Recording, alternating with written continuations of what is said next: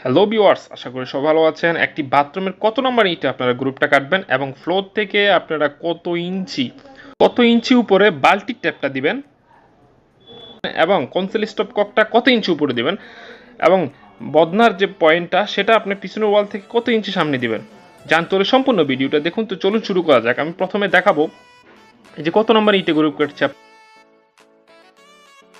আপনারা 1 2 3 4 5 6 7। আমরা 7 নাম্বার ইটেই গ্রুপটা কেটেছি এবং বাল্টির যে পয়েন্টটা রয়েছে সেটা কত ইঞ্চি উপরে দিয়েছি সেটা দেখেন 30 ইঞ্চি।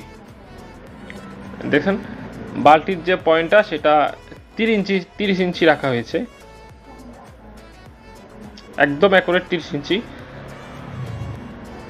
কত ইঞ্চি উপরে আপনারা কনসিল স্টপ ককটা লাগাবেন, এই যে 44 ইঞ্চি বা 45 ইঞ্চি দিতে পারেন, এতে কোনো সমস্যা হবে না। ফ্লোর থেকে 44 বা 45 ইঞ্চি উপরে কনসিল স্টপ ককটা লাগাবেন।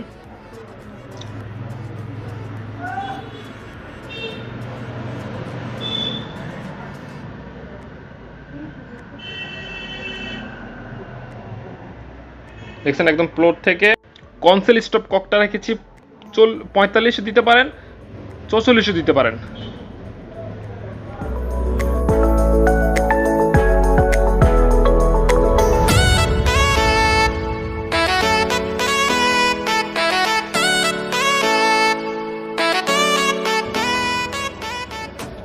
এরপর আপনারা দেখতে পাচ্ছেন এখানে একটা হিটারের লাইন করা হয়েছে। হিটারের লাইনটা পাশাপাশি কত ইঞ্চি দূরত্ব রাখবেন সেটা হচ্ছে আপনার 6 ইঞ্চি বা 15 সেন্টি। 6 ইঞ্চি দিতে পারেন, 15 সেন্টি দিতে পারেন, একদম বাথটাব মিক্সারটা অ্যাকুরেট মিলে যাবে। জর্নার যে পয়েন্টটা সেটা আপনারা 7 থেকে 3 ইঞ্চি নিচে দিবেন। এরপর যে বদনার যে পয়েন্টটা সেটা আপনারা পিছনের ওয়াল থেকে কত ইঞ্চি দূরে রাখবেন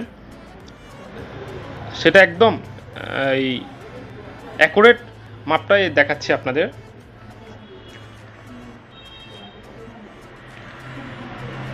এদিকে দেখছেন পিছনের ওয়াল থেকে 33 ইঞ্চি, পিছনের ওয়াল থেকে 33 ইঞ্চি রাখা হয়েছে, কারণ প্ল্যাটফর্মটা 36 ইঞ্চি করা হবে।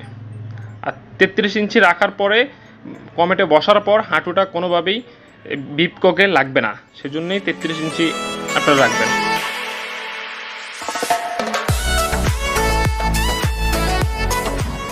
তো ভিউয়ার্স, ভিডিওটি দেখার পর আপনাদের যদি বিন্দু পরিমাণও উপকার হয়ে থাকে অবশ্যই একটা লাইক দেবেন, আমাদের চ্যানেলটা সাবস্ক্রাইব করে রাখবেন এবং আমাদের পাশেই থাকবেন। ধন্যবাদ সবাইকে।